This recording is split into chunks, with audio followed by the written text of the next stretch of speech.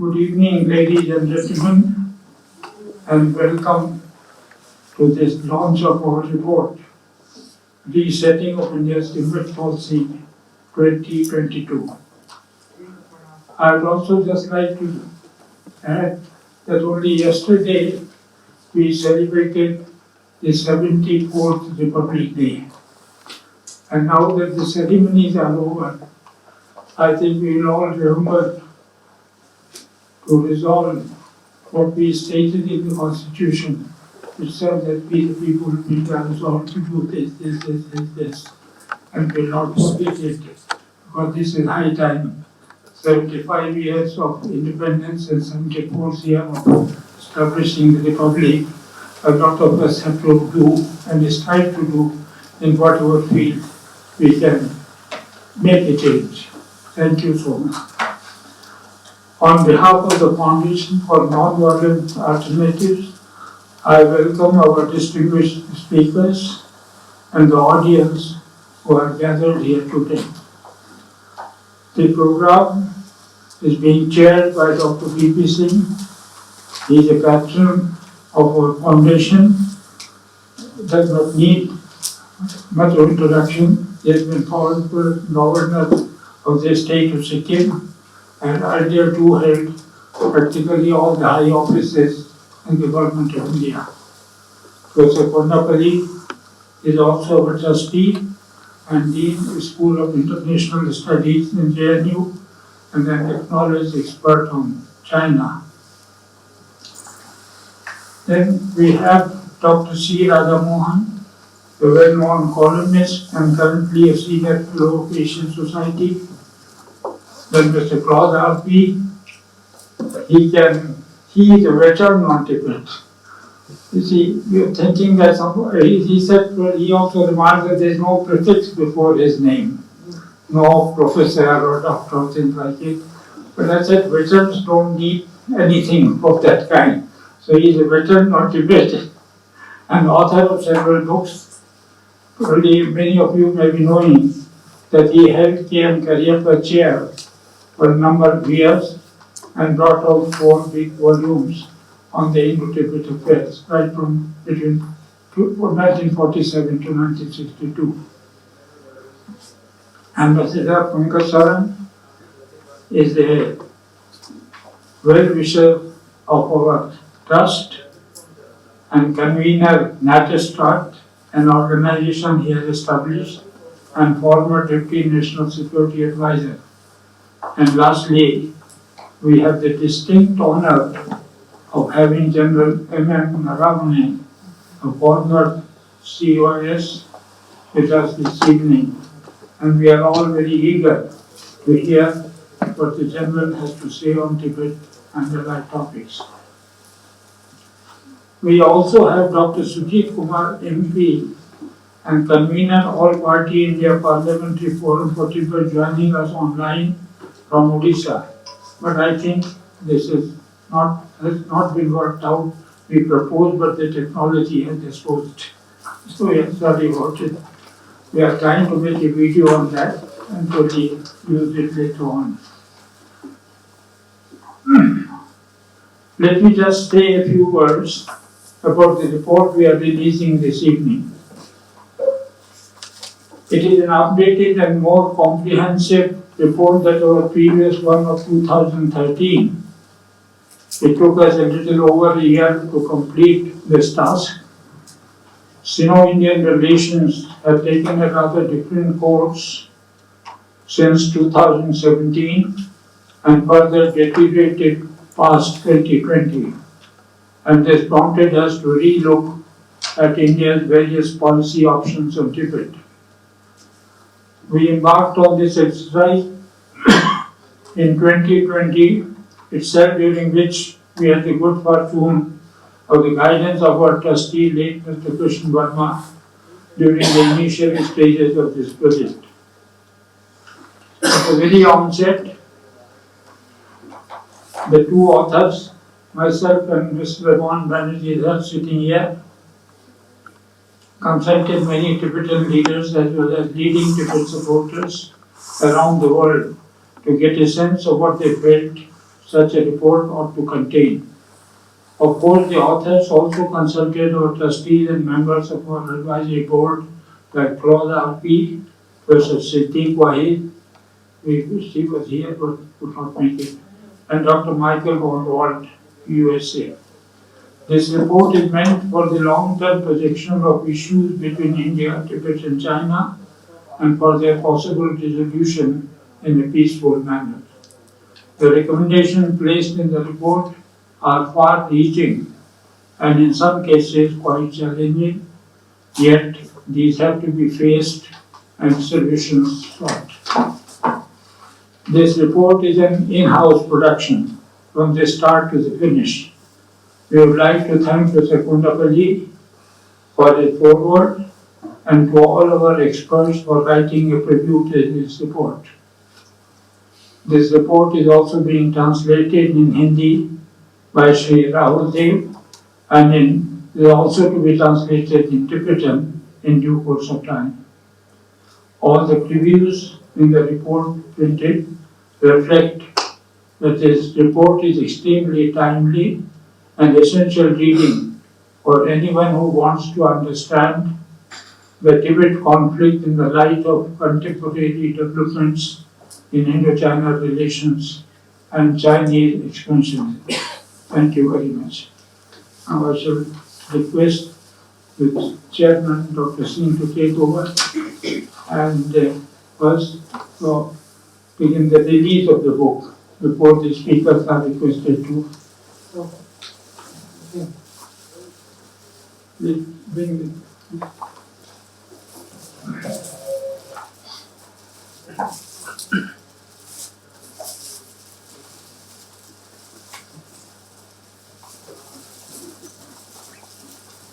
Maybe we use the book.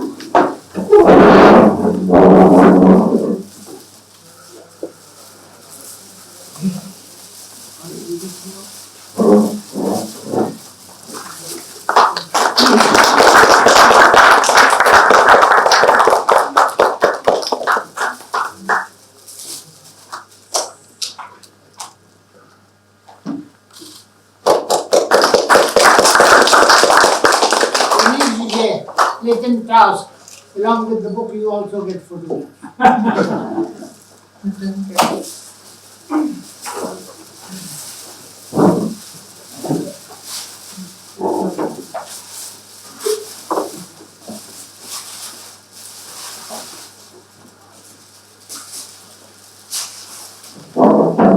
Mr. Chairman, sir, you have the floor now.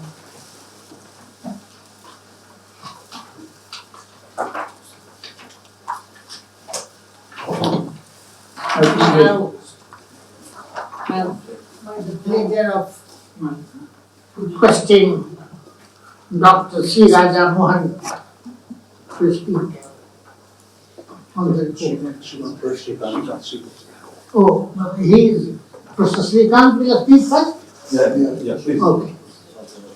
Oh, okay. Thank you very much. Do you want me also to speak? Yes. Oh, I see. I'm now taking back my priority. Sure. I had the privilege of reading the initial draft before this draft. And I must tell you that in the complex geopolitical scene in the world, one problem which is not only of territorial nature but also of deep civilizational nature is something which is contained in this book. I also feel that when we had the great two civilizations, China and India, a question was posed amongst the mind of the Chinese scholars. And that was what China should learn. One Chinese scholar decided to go to Japan and to come to India. And he said that, look, we have nothing to learn from Japan. When he came to India and decided to stay back in Nalanda University, become its student. And at the end of it, was greatly influenced as to what the Chinese rulers did in prehistoric times and what Ashoka did, his contemporary. And he said, look, we have to learn from India. And Ashoka did that. He conquered Kalinga, but went for civilizational attributes to take shape. He did not send troops, but he sent ambassadors of peace to other countries. So one feature has been of India, the great civilizational force, is to send messengers of peace, not troops. So we have not conquered. The Chinese philosophy has been different, that every person has a duty to tell the emperor. That is what Confucius taught. If somebody is not doing his job, he should report to the king. And if he is doing his job properly, then also he should report. And so everybody has one discipline, and somehow or the other, this has taken the shape of Communist Party and the Chinese Army, PLA, People's Liberation Army. Now, they have not yet thought about, had the word liberation been narrowly defined now. You go and occupy, you go and conquer. So this is an issue that is creating problems, and this has been explained in this book. I hope the learned professor will tell you more about the book. I thought of just telling you the background, that His Holiness the Dalai Lama, in his statement of 2011,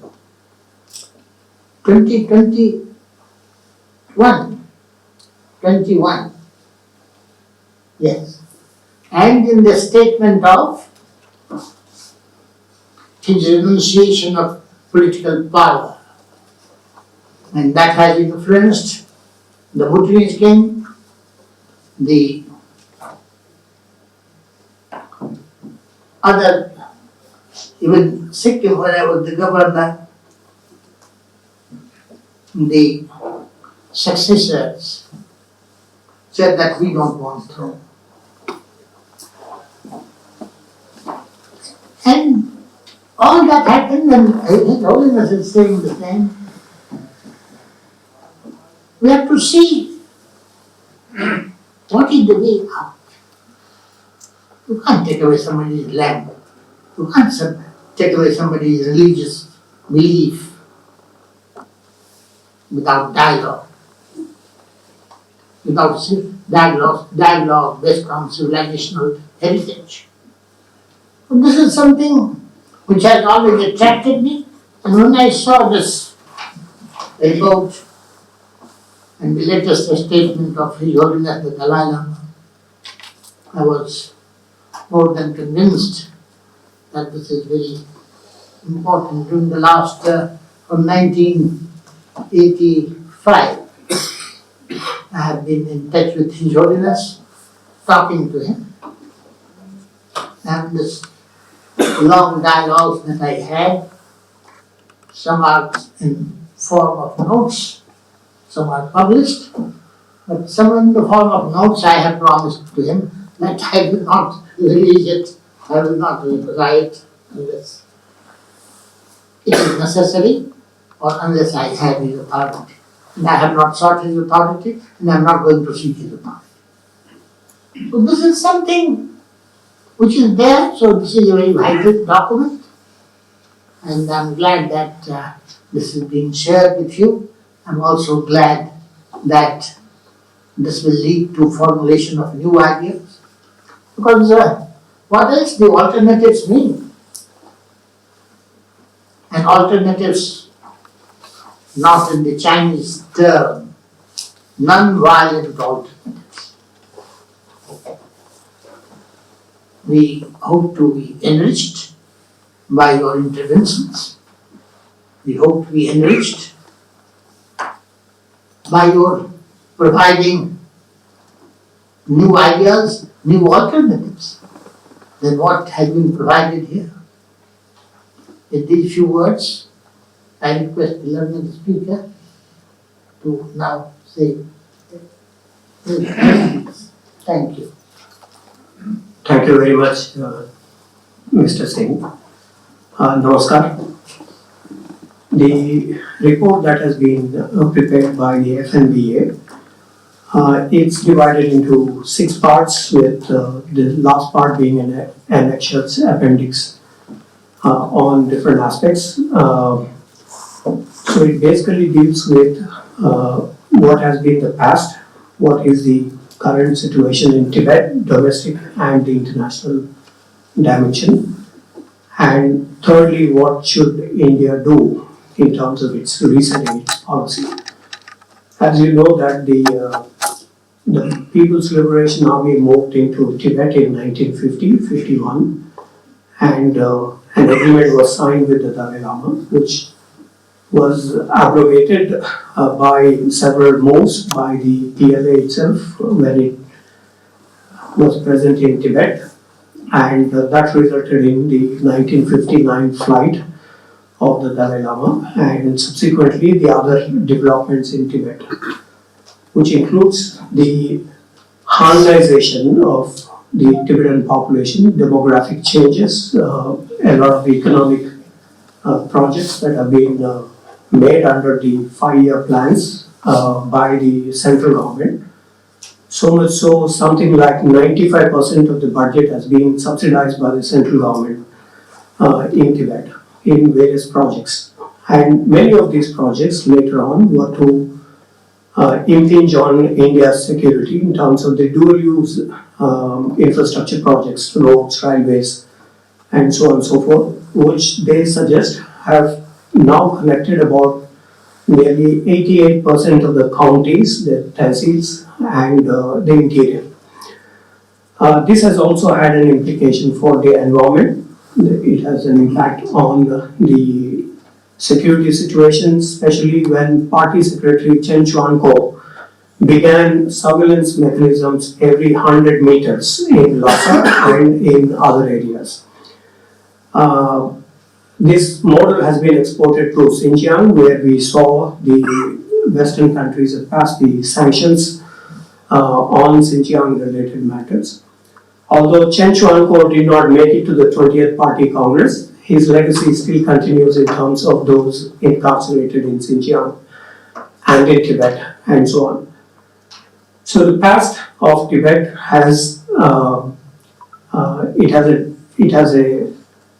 several lessons for India, and that is where the resetting also is crucial of the policies that India has followed. The second major component of this report is in terms of the present conditions, specifically since August 2020, Sinicization of Tibetan Buddhism preached by the Tibet Forum meeting. Since then, the pace of change has been very intensive.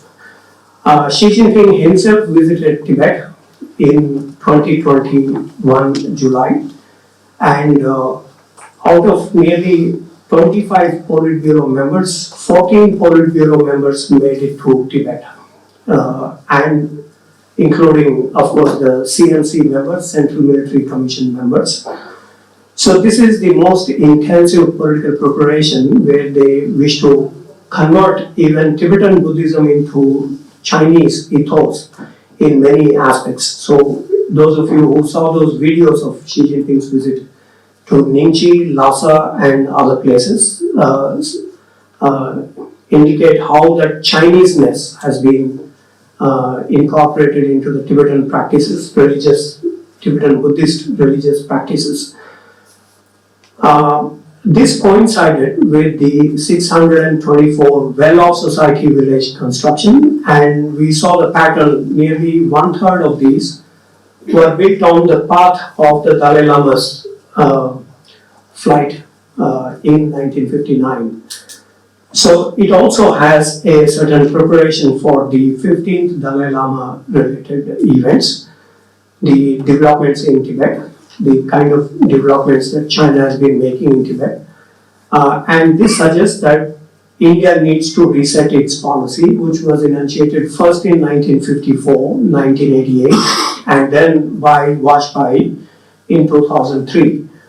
The core tenets of India's policy, which the report suggests we need to reset, include the One China policy, which has not been reiterated since 2010 in any of the joint statements between India and China, number one. Number two, the report also suggests to resetting the kind of restrictions that have been placed on the Tibetans.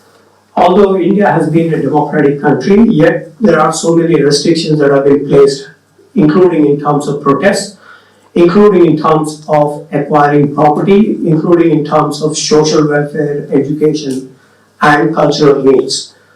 Even though India had protected the Tibetan identity, Tibetan culture, Tibetan religious practices, most spectacularly in Bailagope and other establishments, yet the report suggests that we need to reset the policy that we have put up for Tibet. And these are in several domains, and this touches upon each of the stakeholders in the Trans-Himalayan region, as well as across Tibet and Indian frontiers.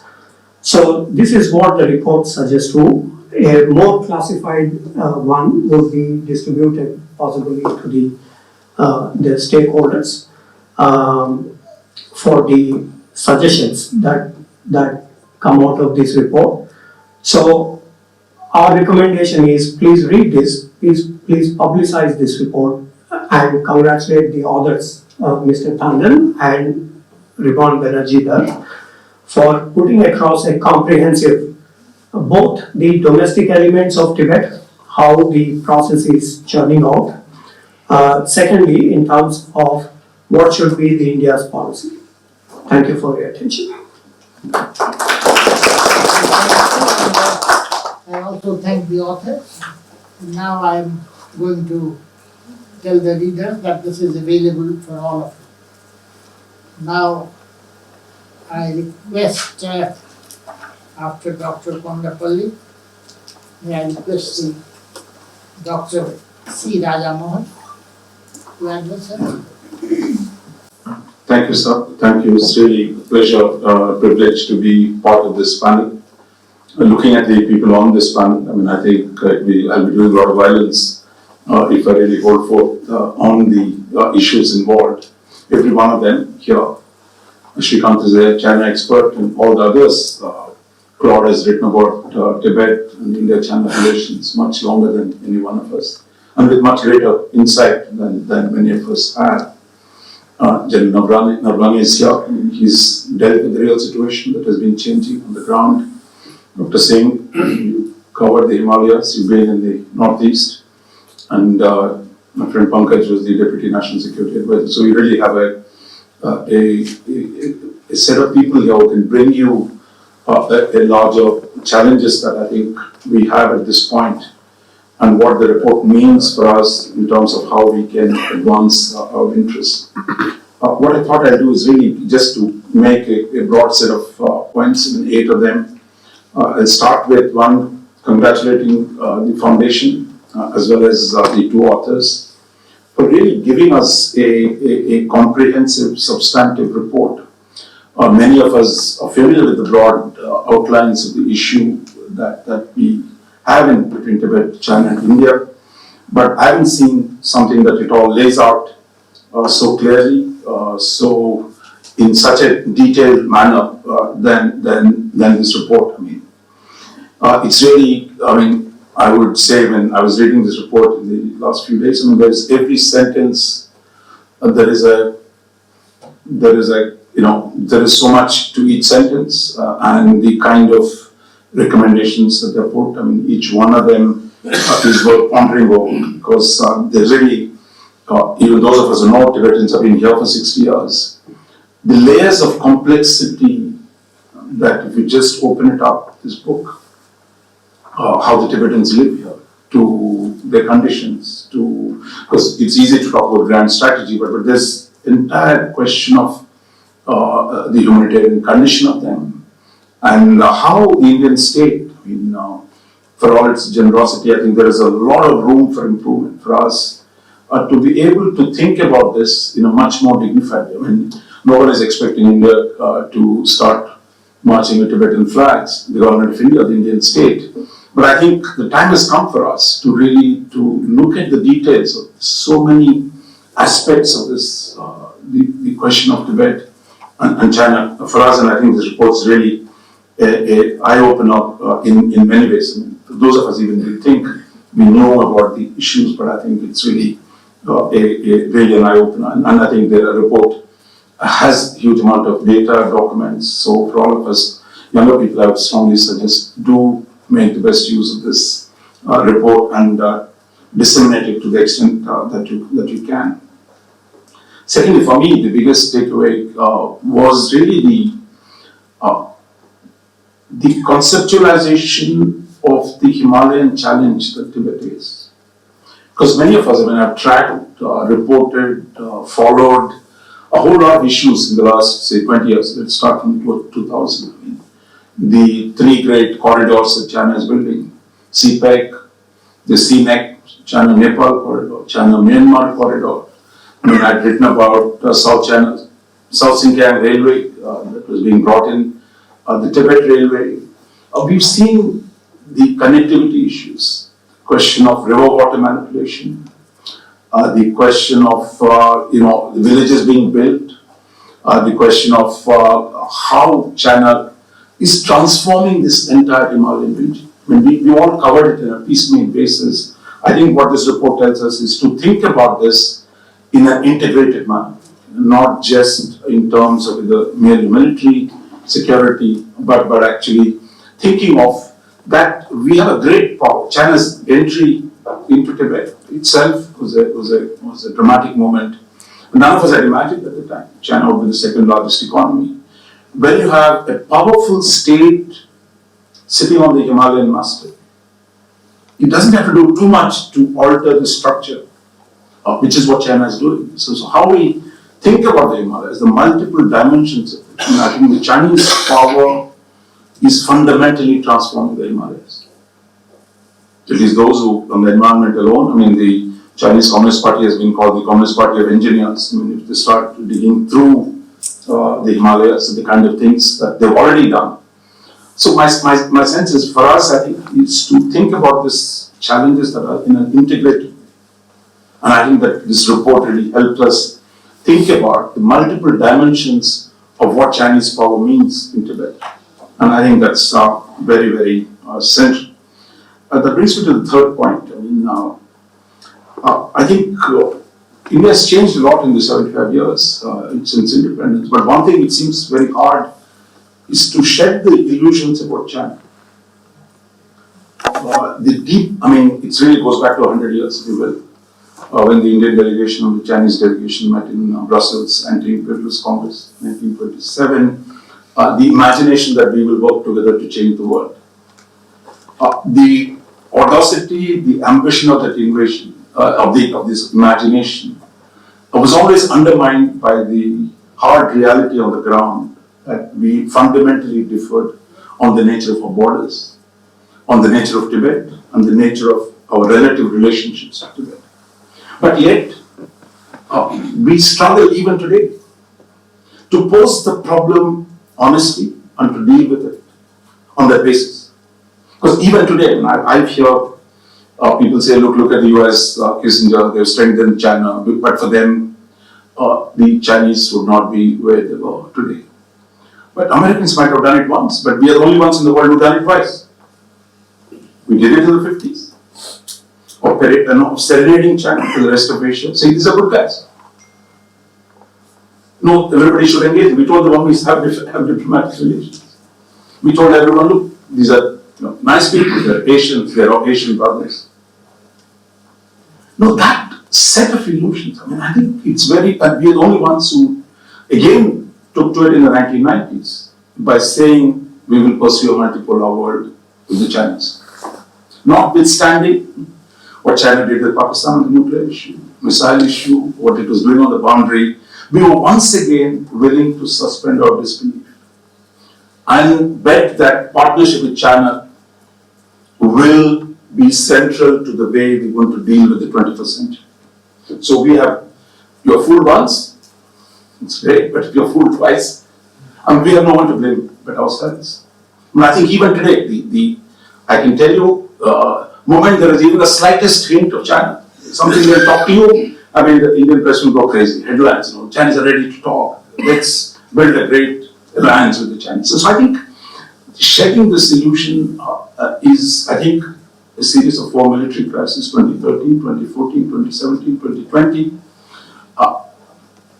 We wonder, it's hopefully woken us up, but I'm not so sure that it is the military is dealing with it.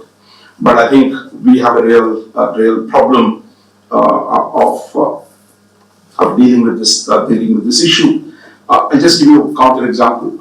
I don't know how many of you have seen what Japan has done in the last few weeks. A plan to double its defense expenditure. A plan to build a 1,000 missile arsenal. Because last 10 years, they've had serious problems in the maritime territorial dispute with Japan, with the Chinese. Now, they say, look, here's a problem, and here is our response. But I think India, with apologies to everyone else, who've been part of the government, that where is our strategy in terms of framing the question, how do we deter China? If we have to deter China on multiple fronts, it's not just across one front. Then, if X is your strategy, how are you going to carry it forward? And so I'm not just blaming the government. I think we have not done our job. And the rest of us who are outside, sitting in think tanks and other places, we can make the case. We're not doing enough. I think in terms of framing the problem we have is a multi-generational problem. It's a problem of how to deter China and prevent it from undermining our national interests. It demands a level of intellectual effort. And it can't just be, it's too important to be left to the government, if I might say so.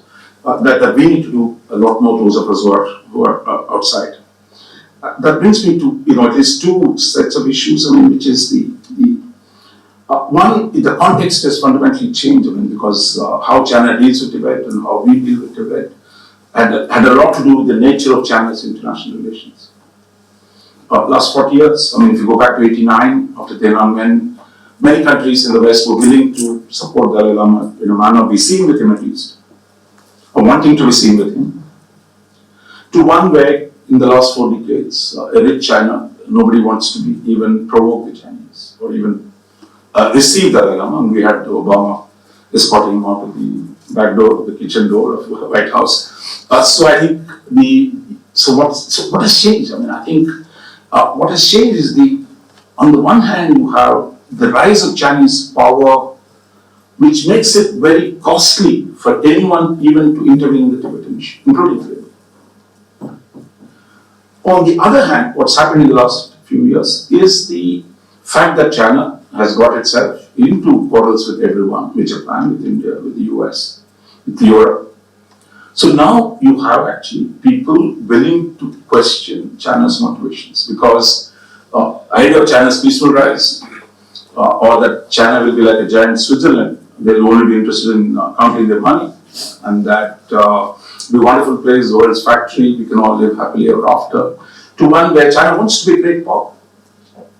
I mean, we might not like it, but the fact is, it is their national ambition. And for us, it's important thing to see the consequences of that reality that it has the power to redeem its historic claims, right or wrong, illegitimate or legitimate. And it is that power that exists today. But by overreaching, he has created conflicts. And I think for the first time, on the positive side, China's quarrels with the rest of the world opens the door for a fresh engagement, for a fresh thinking on the subject. So in that sense, the report is timely. But at the same time, the difficulties of dealing with the Chinese power remain because they're so strong. And I think those that the problem has not dissipated. China has not become weak, and it remains a very strong state. And internally, what it can do today is quite dramatic. The kind of surveillance system which Shrikant talked about, or the scienceization of Buddhism, the school textbooks. I mean, it's kind of the sweeping application of purposeful state power to systematically transform all minorities, their culture, their language, their religion. This is, it's one thing, it is in India, we think you can take on anyone but not God. But the Chinese said, they're going to take on God. CCP will decide who is the bishop of the Catholics, who is the next Dalai Lama, who is. So, the communists, I mean, you think you can't interfere between man and God, but the Chinese Communist Party thinks it can interfere between man and God. So, that is the scale of the Chinese power that they control across the board, the religious activity. And I think, we've noted all this. But what it means for us, I think we've not really thought about it. And I think that the dilemma, those denouements are beginning to come to us. That brings me to the whole set of recommendations. I mean, there are almost 20 sets. I mean, I would urge all of you to read every one of them because it's really detailed, every one of them, starting from national security, border security, policy on Buddhism, the future of the 15th Dalai Lama, who is going to find him and how they're going to find him. The question of Mr. Modi talks about ease of living. The question of conditions of living for the Tibetan people here. The question of how do we engage Tibet across the border. So I think the scale of the issues dealt with, I think it's really in great detail. And I think even if we don't agree with all the recommendations, but I think there's a lot that is actionable. And I think that's what I think we should be able to take this forward and tell our government or people and what we can do in the civil society, that we need to be able to address a large number of those demands. And I would strongly suggest, I think, that I thought there will be much bigger audience there today, crowding into the small room. But I think so that shows us the kind of task we have to do to take the problems at hand, the gravity of those problems to a much larger audience. So I'll conclude here by once again congratulating the two authors for producing such a really thought-provoking, stimulating report. Thank you, sir. Thank you very much. Before I invite the scholar Lord Arpi, I thought one thing you left unsaid. Next time, who will decide? The Chinese or somebody else who will preside over this meeting? They may decide. At this rate, they may decide. So, there is no such threat. I must tell you, they will not decide. And now I invite the scholar Claude Arpi. Please do the word.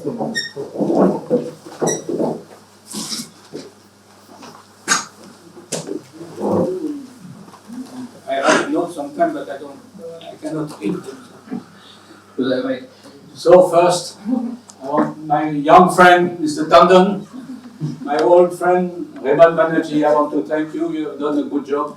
You have reset the.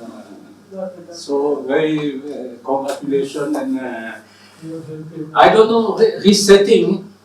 Actually, the government of India, I'm not sure that they had ever one Tibet policy. So for you, it's resetting because it's your second report. But the government, unfortunately, what is a government? I think MHA has one policy, MEA has one policy, MOD may have another policy. So there are many policies, and I think the need of the hour maybe is to have one day only one policy. That said, that 70 years is a long time. Since 70 years, Chinese have entered Changdo and Eastern Tibet, and in September 51 Lhasa, and they have come immediately to the border. Now, I have never seen Tibet policy from the government of India. But when Sardar Patel wrote his letter of 7 pages in on 7 November 1950, that was part of a Tibet policy, at least as far as security is concerned. Because when we speak about Tibetan, there is two aspects. One is His Holiness the Dalai Lama, the Tibetan refugees, 1.35 lakhs came, now they are much less. And that is a problem which should be looked into very seriously. But the other issue is the border. There was no problem with the border, and what Sardar Patel saw and what he described in that, it was the policy for the border. And many of the Indian leaders, President Rajendra Prasad, Rajagopalachari, Kem Munshi, Shyamprasad Mukherjee, they all wrote also to the Prime Minister and say that's the right thing to do because we are losing a border, a peaceful border. There was no EBP or there is no police in all this border. So I think we should not forget this, and we should read again this letter from Sardar Patel. And now, people are asking when Tibet lost independence. According to me, it's 1950, in August 1952. In 52, suddenly the government of India, not the government, just a few people in the government, decided to downgrade the Indian mission in Lhasa. There was a full-fledged mission. And Mr. Shumul Sinha, one IFS officer, was manning this mission, and suddenly it was decided, mainly by Sardar Panikar, the ambassador in Beijing, to downgrade it to the consulate general.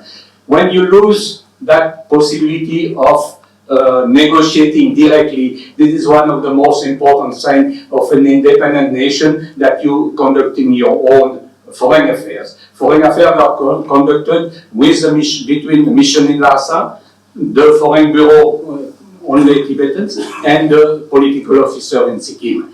And this was done without informing the parliament, without informing anybody.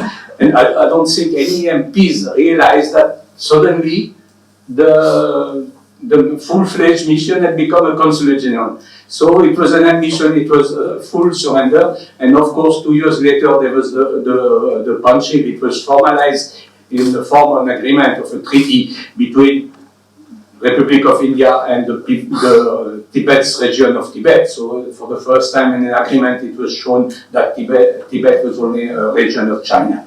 So this continued, and we know the dramatic turn it took in 1959 in March.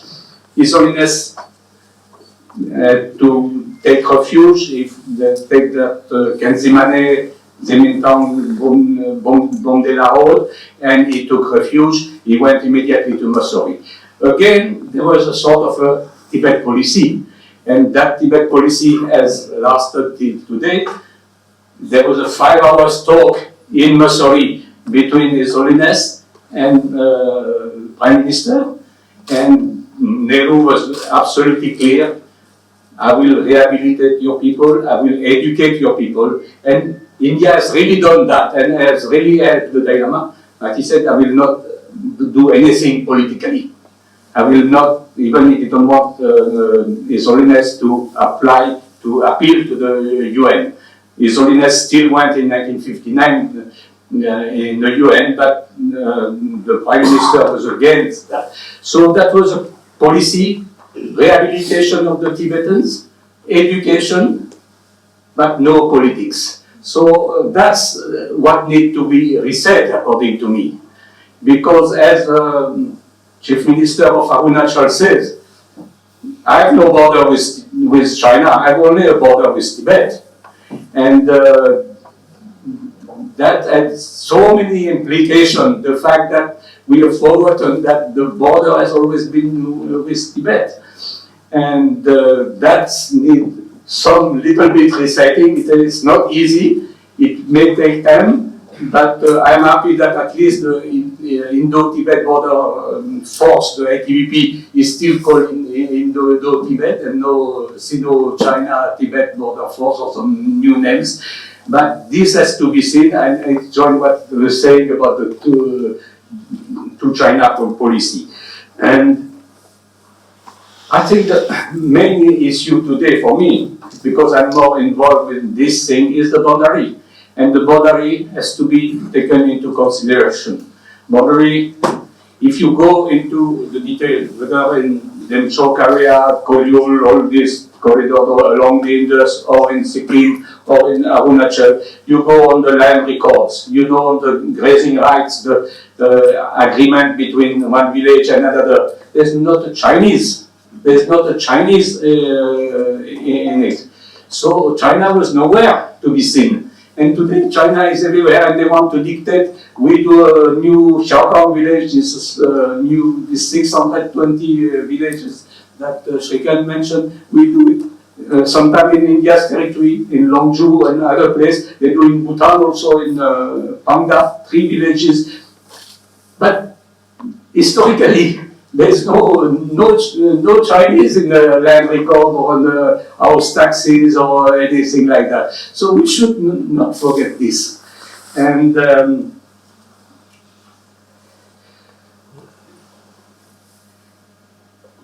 I think there was some decision taken in 2018 to sort of boycott His Holiness in Dharamsala. So a notification was issued by the FS Foreign Secretary and saying that no Indian official should be. That is very counterproductive because it means that official, whoever has asked FS to send that notification, he doesn't understand China at all. Because China doesn't believe in this thing, doesn't respect any of these things. They respect when you stand by them, and they are there in the army chief during when it started the confrontation in Ladakh. You know that they just respect that you stand in front of them. You don't have to be violent. You should remain non-violent. Even recently on the 9th December in Yangtze, east of Bomla, there was a confrontation. I mean, some people have been hurt a little bit, but there's no shooting or anything like that. And that is quite remarkable that there was no shooting. But if you don't stand, they will go. You can, I'm absolutely sure, I was also posted that if you withdraw from 500 meters, they will advance 500 meters. That is very regrettable. It's not the entire Chinese nation, because India, for example, has very good relation with Taiwan, but the present regime in Beijing is like that. At least the People's Liberation Army, the big shots of the People's Liberation Army. So it's regrettable. We should remain non-violent as much, but we should stop them, say no. And now I think China, for the first time, had some body opposite the Indian army who says no, you will not go further.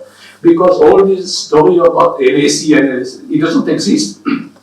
India did many blunders 93, 96 signed agreement, 2005, 2010 agreement on the border, mostly quoting the LSE, without putting any maps on the agreements. So I'm not criticizing the MEA, but you can't, if you pass a law and that law relates to an issue, you have to define the issue. In that case, 93, 96, this agreement relates to the issue is, according to me, is that the political pressure on the MEA that to show that we have signed an agreement. I was told by someone who was there and PMO at that time, PM said, no, let's sign, and after that we will make a map. Map were never given, they were exchanged for the central sector, shown for 20 minutes for the northern sector, and nothing for the eastern sector. So you have to be very careful when you're dealing with China. You have to be very strict. You have to. They will use, it's what today is very famously called gray zone. They trigger the gray zone, and after that they use the gray zone. So there's no other way to stand by. Now, regarding the policy, I just want to conclude by saying that I think the government of India should meet more regularly His Holiness, as well as the Sikyong, as well as the minister, and there should be regular meeting. It does not need to be given large publicity. You don't have to put it on all the social media and all, but it should be regular and exchange, because I think also there will be a better understanding. I would suggest maybe they will never ask me to come again, but I want to suggest that also from Dharamsala side, they think of Tibet's India's policy, because it's not clear. For me, His Holiness has said very clearly for Tawang, Sikyong, previous Sikyong also, but they never said anything for central sector, Bharati, or never said anything for Denchok or all these areas. I think they should think what do they want? What does Dharamsala want as its policy vis-à-vis the government of India? I fully agree with what Shrikant said. We should help in the academic world to get easier access to everything, to get easier visa or long-term, give them OCI or anything like that. But from their side also, they should. And I regret that there's not enough Tibetan. It's about India and Tibet. There should be 50% of Tibetan here.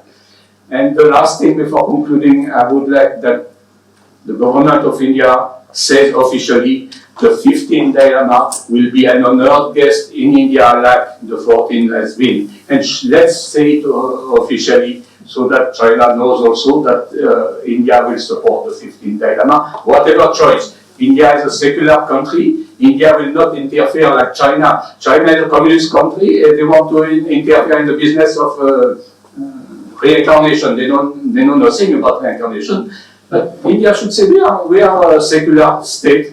We don't interfere. You take your decision, but we will stand by you. And if you decide to come back in India, you will be an honored guest. We will look after you like we have looked after the 14th Dalai Lama. I mean, we will look after the 15th like we have looked after. Thank you. Really thank the Lord Arthur. We have to put things in a perspective. And we must not surrender everything for China to decide. We should not, and I hope, and I trust we will not. Now,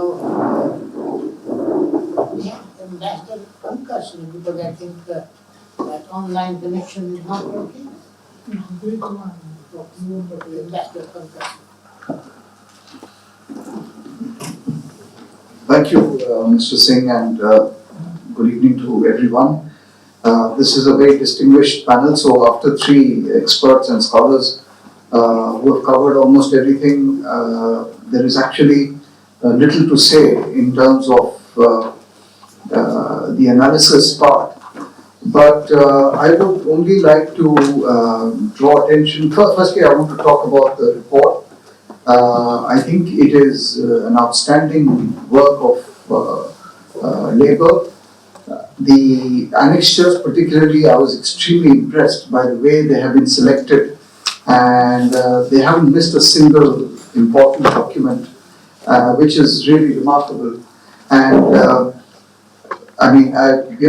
we can fault the government for many things, it is also true that the discourse, the public discourse on Tibet within India has actually kind of petered off, and it somehow seems to have fallen off the radar among our own intellectuals and civil society, and so the ballast which one would have expected or desired has somehow reduced significantly. It is quite remarkable that when you look at the map and look at Tibet, it is so obvious that Tibet would dominate Indian strategic thinking for all the reasons that have been spelled out, starting from the military to culture and to climate change and to natural resources. There is no aspect of human activity which does not get affected within India by actions taken in Tibet. So I really think that, and I hope actually, that this report will encourage a much more disaggregated discussion on these individual elements of Tibet. For example, even on the boundary question which has been mentioned, I think because of many reasons, the information in the public domain is not as much as it should be. On the whole question of the Dalai Lama, the question of Tibetan Buddhism, the question of border infrastructure, the whole issue about diversion of river waters and associated climate change impact. So each of these can actually be the subject of individual books. One thing which of course is clear, two things rather, I think is when you look at Government of India behavior, I think every single Prime Minister has tried his or her best to reach out to China, to find a modus vivendi to live and deal with China. And so all the agreements that we have on the table, starting from the early 50s till a couple of years ago, point to this direction. The question to ask is whether all the prime ministers and previous governments were wrong, or have they all failed? And are we repeating the same mistake again and again? The second clear conclusion one can draw insofar as Chinese behavior is concerned is that they have made their intentions known very clearly. I think for me, the most important and significant development and manifestation of this was the visit, as Srikanth mentioned, of President Xi Jinping in July 2021 to Tibet. And he was apparently within 20 kilometers of the Arunachal border. So this is known that the Chinese intent and Chinese capabilities to ratchet up and to reinforce their presence, both hard and soft, in Tibet is known. I think the real dilemma boils down to what we can do insofar as the Tibet question is concerned, and number two, what is the kind of importance of the Tibet question within the overall India-China relationship.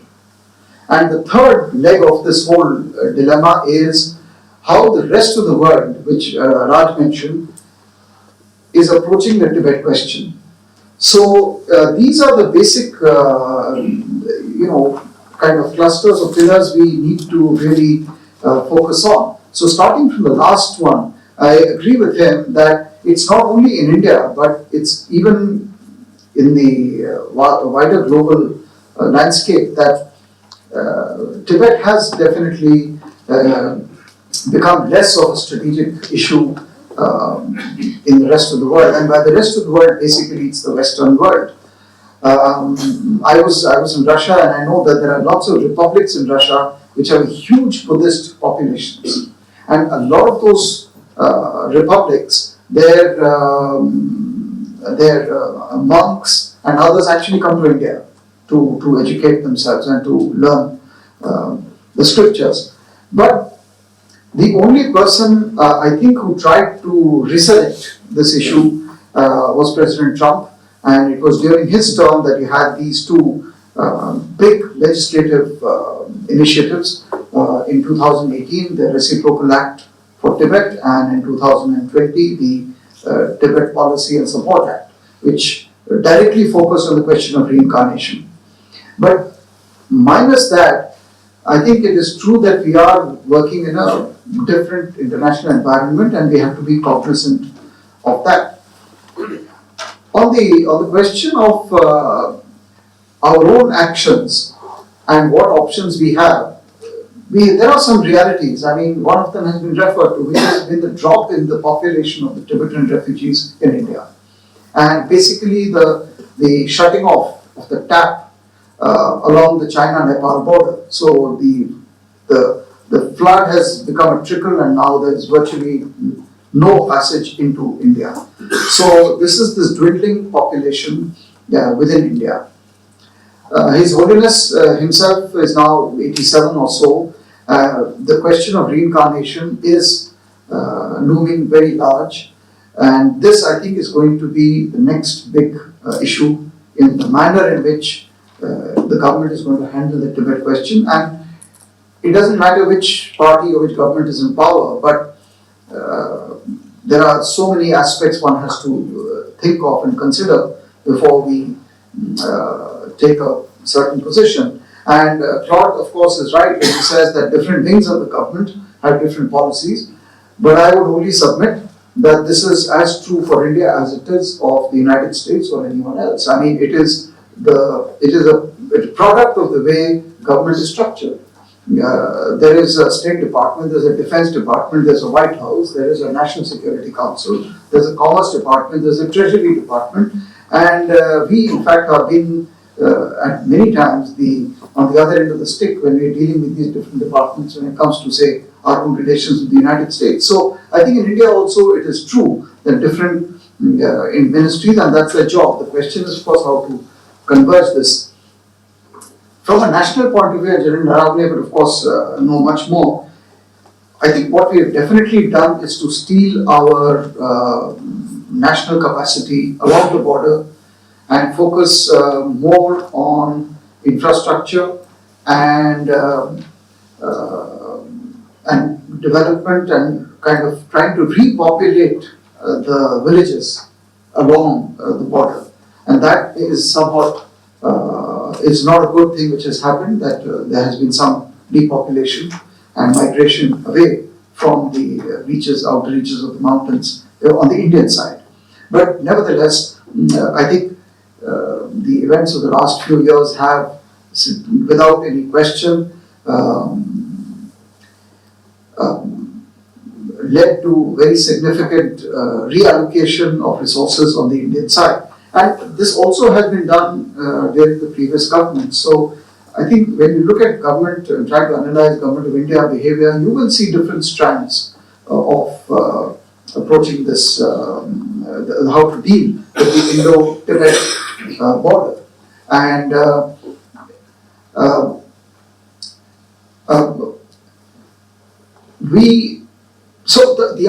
the other thing, of course, when we look at Tibet is what is its salience when it comes to the bigger India-China relationship. And here, again, for various reasons, I think the power differential between India and China has grown in the last 30 years. It is not going to close in the near future, and we have to be conscious of how we deal with this differential and with what degree of realism do we approach this question.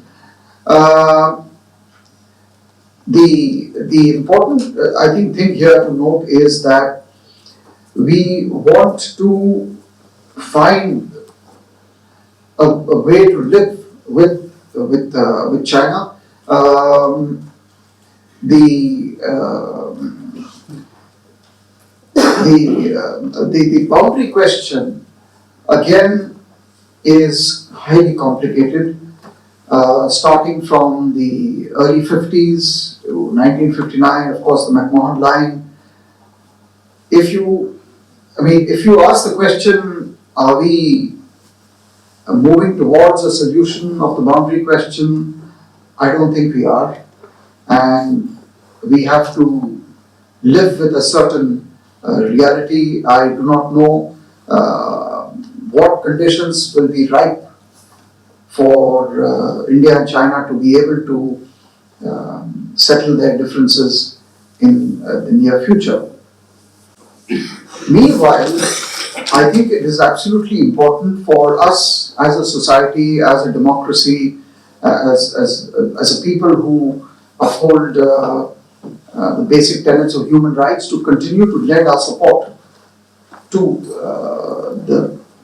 the preservation of Tibetan culture, because even the Chinese know it, and I think one of the things that they have been trying to do is to actually rewrite history and crowd out some historical facts, and that is something we can certainly ensure that does not happen, and that we do not allow them to rewrite the history of Tibet. That requires much more literature within India at all levels, including in cities and concentrations of Tibetan refugees in India, not just in Delhi, but in Bangalore and in other cities.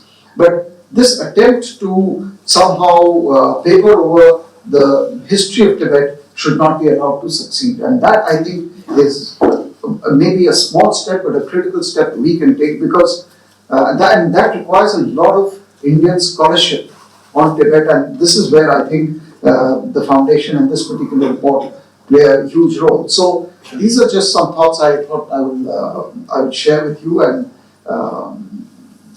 maybe I'll just finish here. Thank you so much. Thank you very much. Now I have to tell you that we expect all the key issues you posed and answered to us by General. General Naravane, the distinguished General of the Indian Army, and he has given us a lot of roles on many difficult occasions. Now the floor is yours. Thank you, Dr. V.P. Singh and Mr. Tandon, for having invited me here. And of course, I'm in the presence of very distinguished luminaries in their respective fields, as well as in the audience.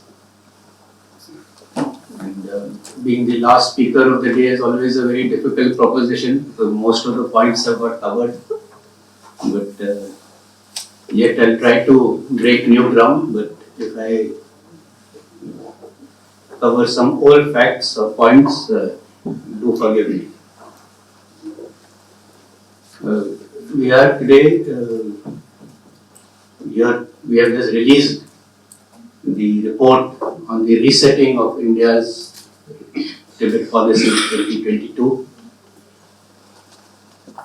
And what are the, in this foundation for non-violent alternatives.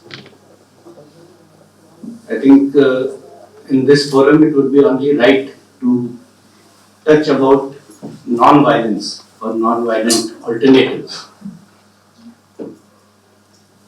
I think non-violence is the need of the day and the hour. And even our Prime Minister had mentioned that this is not an era of war.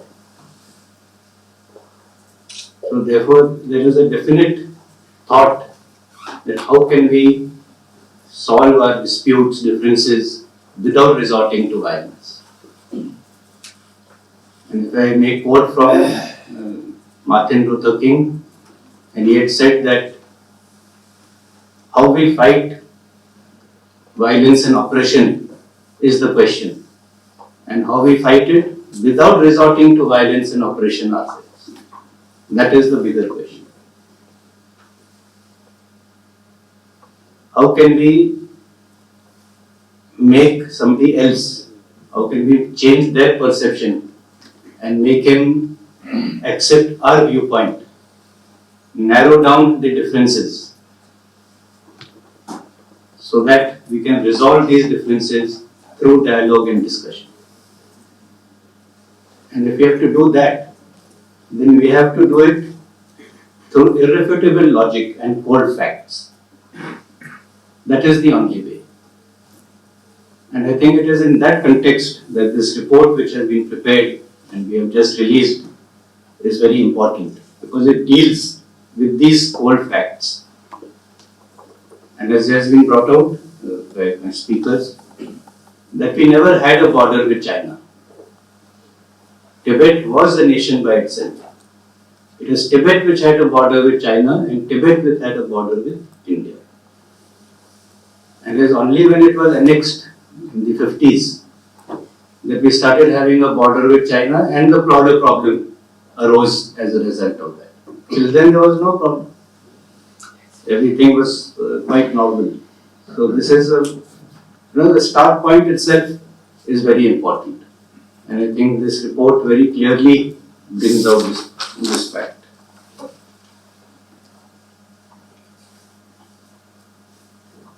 Also, as has been mentioned, that in the 50s, China has been very systematically destroying the Tibetan way of life, their civilization and their culture, their religion, their script, their language. All of it is being systematically destroyed. Even the demography has been changed. The Hanization of Tibet, as we like to call it. And I heard that word the first time from Dr. Kundapalli only when I was a colonel. And since then it is ongoing. That has gained further momentum now with the border villages which are being made. Border villages being made ostensibly for Tibetan populations, where there is no Tibetan population at all. Who is it meant for? Who is going to populate these houses? And you must have a look at the photos. They are like villas. I wouldn't mind going and staying there myself. They are so well built, that infrastructure. Who is it being made for? To top it all, the new land border law that they have promulgated. All these are bringing about changes that we have just not thought of. And as I mentioned, we did make many mistakes in the past. I think the greatest mistake we made was in 1988, when we agreed that Tibet is an autonomous region of China. And we made this irrevocable statement as part of a joint communique without taking anything in return. There was no quid pro quo. Even if we had to say that, it should have been with the settlement of the boundary question, with the border settlement, border agreement. We gave away all our bargaining points and our leverages, but didn't really get anything in return. And now that problem continues to fester even 20 years later. As far as China's tactics are concerned, they're quite well known to everyone. They keep nibbling away wherever they can, with poke and prod.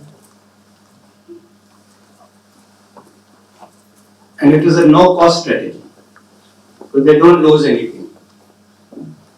And when I say don't lose anything, I mean not only in terms of men and material, loss in that term, but also loss of face. So we've done something in one corner somewhere, if it doesn't succeed, nobody comes to know. So there's no loss of face either. So they've been nibbling away, not only on the borders, but even in the South China Sea. If they get their way, well and good, it's another 2 islands added, another so many square kilometers added, and nobody is the wiser. But that has changed. That has changed with Doklam. We were not successful, and it was great loss of face for them. That has changed in Eastern Ladakh, where there was a loss not only of face but also in terms of men and material. I have said that in many fora before, that the numbers are not important. Whether they lost 4 or 40 is not important. What is important is that the first time ever they lost something. They had casualties. And that is why, as I think Raja mentioned, that they have realized that it is this far and no further. Somebody has stood up to them. And that is the major change that has come about. This no-cost tactics is not going to work anymore. Any option that they choose, specifically a military option, will have high costs and with no guaranteed success either. So they'll have to think twice before resorting to anything like that. And I think it is under such circumstances where we are face to face that we can now press home this point that we have to look at non-violent alternatives to settle this border question. I think the stage has been set where negotiations can resume and negotiated settlement arrived at. But the deployment which is there helps no one. It doesn't help the Chinese, it doesn't help us either. If at all, the costs for China are even more. And I say this with great confidence, that the costs for them are more. If their billeting capacity is for 60,000 people, where has that money come from? We have also imposed costs on them. Everywhere we only read that we have got costs on us, but what about their costs? We have also imposed costs on them. And if they have to maintain those people, their base is their eastern seaboard. All their supplies have to come from 4,000 kilometers away. The lines of communications are so long. My lines of communication are only 500 kilometers, 400 kilometers, even lesser than that. Who's better off, he or us? I will say we are better off. And therefore, this is the time to explore these possibilities of discussion and dialogue and negotiate when we are in a position of strength. And that is where we are today, in a position of strength. But in spite of all this, if all discussions and dialogues fail, then I think we still have to be prepared for all other options. And in that, Bhagavad Gita says that ahimsa as a policy or a tactic should be followed as long as it is practical and does not become an obstacle in observance of your dharma or your duty. And therefore, while all the alternatives are being explored, it is also equally necessary that we keep our powder dry and have a strong military posture so that we can negotiate from this position of strength and not be found wanting again and again when these kind of negotiations are taking place. These were just some of the points that I wanted to put across. Once again, I'm very happy to be here on the occasion of this release, and my compliments to the entire team. Thank you very much. Thank you, everybody. On behalf of the Foundation for Nonviolent Alternatives, I thank our distinguished speakers and chair who have showered light on what this policy document is and how significant it is for India, especially in its year of G20 presidentship. We thank our publishers, the Academic Foundation, with whom we have been associated for several years. FNBA also extends its heartfelt gratitude to each one of our experts whom we reached out and brought viable suggestions when we were working on this document. We humbly thank you, all the participants. This event would not remain with such engagement and energy without you all. So before wrapping things up, as a Tibetan born and brought up in India and whose father had the privilege to serve in the Special Frontier Force, I, on behalf of my own family and Tibetans worldwide. Would like to thank the whole team of FNV, especially Reborman and General Sir, with whom I had the privilege to work on this document. Sir, man, it really was a demanding effort, to say the least, but all of us did it, and here we are today. So this concludes the program. We hope to see all of you in our upcoming programs. Thank you all. Do join us for tea, and please don't forget to get the document. Thank you.